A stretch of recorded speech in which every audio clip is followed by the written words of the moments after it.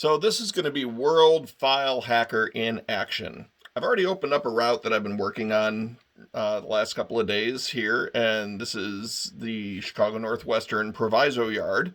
This is the north end of Yard 9, which has been redone. You can see it's got multi-yard tracks in here, 7 wide, plus a couple of run-through main tracks. A lot of switches down here, you can see, with the little red flags. New scenery object with the Concord Hotel, which is now a retirement home. And then you can see the tollway lines going over what is the Y between the Geneva sub and the yard, and coming into the main or the west side of the Proviso yard here. Where I've got my intermodal tracks over here. Eventually I'll have the car shops. Let's just jump there real quickly. As you can see, I'm still using RE jumper up here to do different things. Here's the shops area. It's got the C&W water tower, engine shop, a couple of car shops, other things. I'm going to quickly jump over here, and you can see that there is the passenger main. And then there's this road section here, which isn't a real road. This is where the alignment for some power lines is going to run. And it runs off into the distance way down there. So, gonna jump real quickly back to Proviso 9 yard area. And where was I before? Okay, so here you can see that there's like a raised section with a bridge. As I highlight the track, you'll be able to see that there's a static detail level that's been added to a lot of these. Like this has a static level detail of 4. This has a static detail level of 2. It looks like those bridges might be a little out of place with the terrain. Anyway, you can see that the static detail levels have been set for these objects, and most of them are going to be set with the default of a static level detail of 0. So I'm going to go ahead and close the route. I'm going to exit without saving, and I'm going to bring up WorldFileHacker. This is the interface for WorldFileHacker. You can see that it has a drop-down with all the routes that I own. A couple of options. I can scan the entire directory of the route, pull in all the world files. I can open up an individual file, or I can scan recents. So right now I want to look and see files that I've worked on during the last 60 minutes. And I'm going to scan recent. And it's going to go through and rip through, and it's found a number of files here. So it's found a number of files, and it's already read in the data from the world files. There's 1,200 rows of data, and it's already found 1,100 objects that it can clone. So this will be actually around 2,500.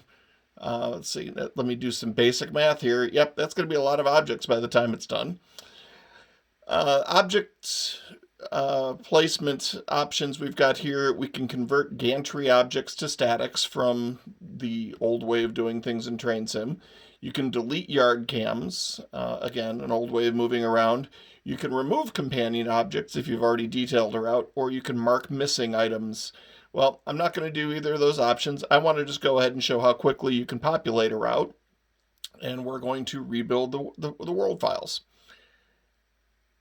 That's how long it took to do the 5 files. Let's check the run log. So we're reading from files from 2:51 a.m. to now at 3:52 a.m. Hey, look, there's no errors coming out here. So let's go ahead and close WorldFileHacker. We're going to reopen the TSRE editor, and we're going to jump to the Harvard route. It's going to take me to my default working location. Give me a second to move the nav window back into view. There we go. We're going to jump back to the Proviso 9 area using rejumper. And it goes in and it populates the lat long area real quickly. The train has drawn, and voila, we don't have any objects in the route. How the hell did that happen? Nope, we do have objects. They're just below the ground. So it has laid all of those berms. Okay, there we go. Now that we're in the south yard, you can actually see the berms. It's laid all these berms under the track. And let's go take a look down here by the switches. It's done a little bit of extra berm around where the throw handle would be. Let's come down here to the interlocking. In the interlocking, it's actually added the switch machines down here. You can see the silver switch machines. It's added all that. Up, bridges. Here we go. We got a couple of pieces that were defined as bridges.